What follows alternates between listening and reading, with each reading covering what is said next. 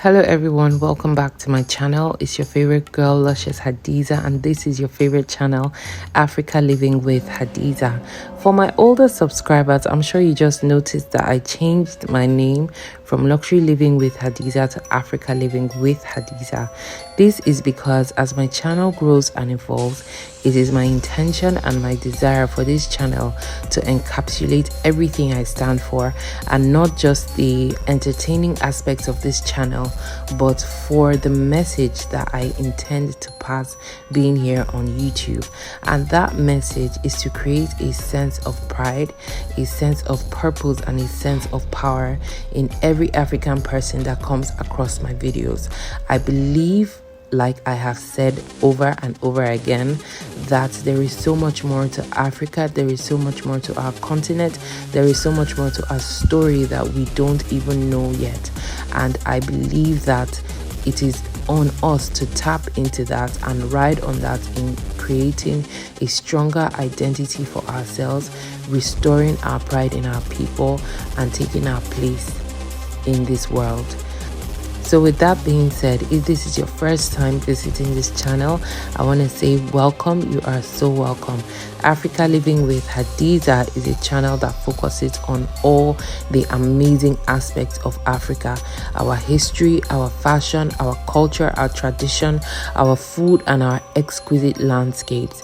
I would love for you to subscribe and join us in this journey as we go on a quest telling the authentic African story like it has never been told before. Thank you so much for all my new subscribers. I really appreciate you guys.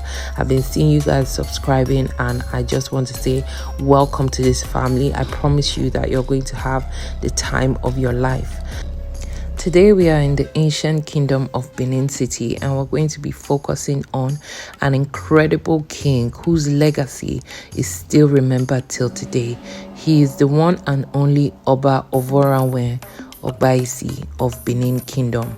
He is such an inspiration, not just for the people of Benin City, but even for the modern African, for what he stood for, how he fought for his people, and everything that he believed in. Sit back, relax, and enjoy this incredible story of a formidable king, and I shall see you at the end of this video. OVONRAMWEN, also called Overami, was the Oba, the king of the Kingdom of Benin City up until the British punitive expedition of 1897. He was born circa 1887, and he was the son of Oba Adolo. He was the rightful successor of the throne and rightfully succeeded him after Adolo's death in 1888. He took the name OVONRAMWEN at his enthronement in 1888, as the custom was for every Oba to take a new name at their coronation. OVONRAMWEN means the rising sun, and Ogbaisi means which spreads over all. As we know, names are very powerful to Africans, and indeed his name lived after him. The rising sun which spreads over all. He was indeed a rising sun that spread over all of his people. At the end of the 19th century, the Kingdom of Benin had managed to retain its independence in spite of the fact that majority of Nigeria had been colonized at that time, and the Oba exercised a monopoly over trade, which the British found very, very irksome. The territory was coveted by an influential group of investors for its rich natural resources such as palm oil, rubber, and ivory.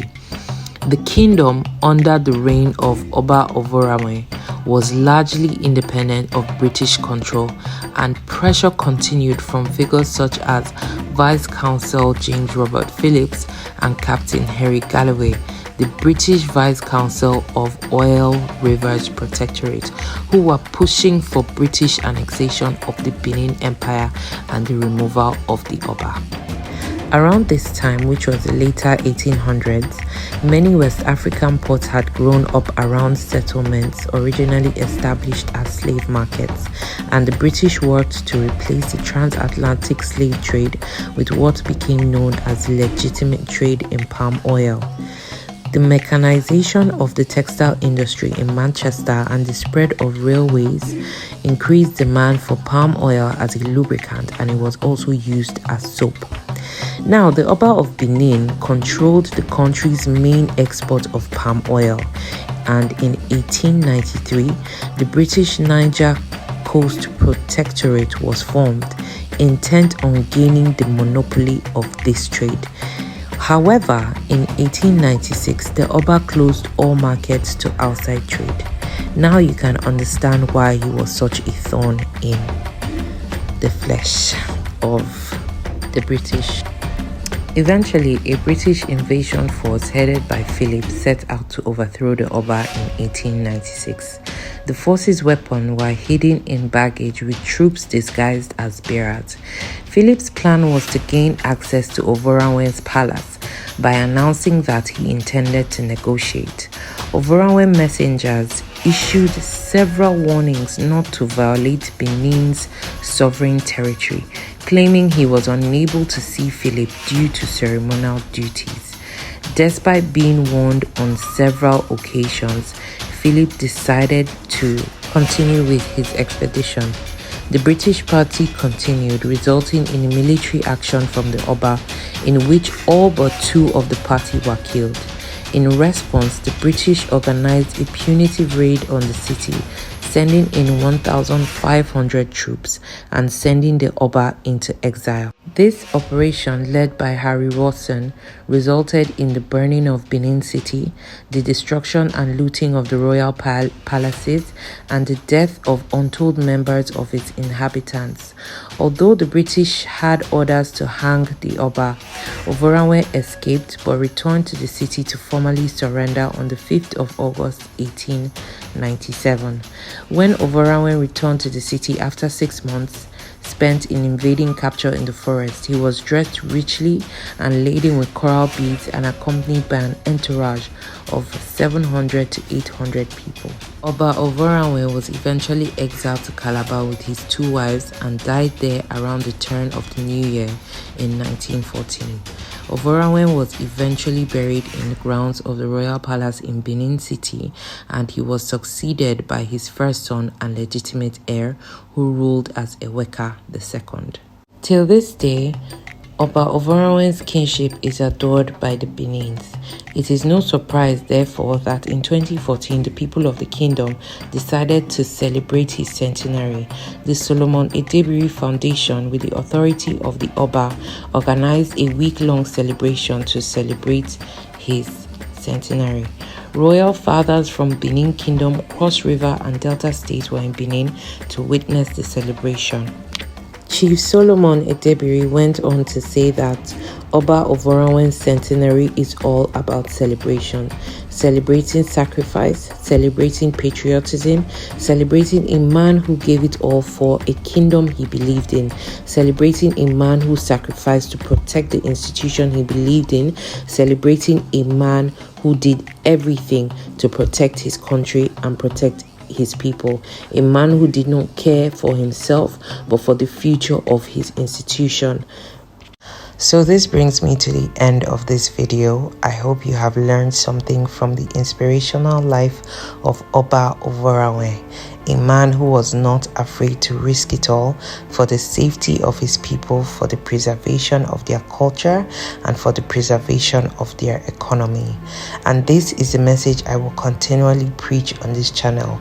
We need to continue to love ourselves as Africans.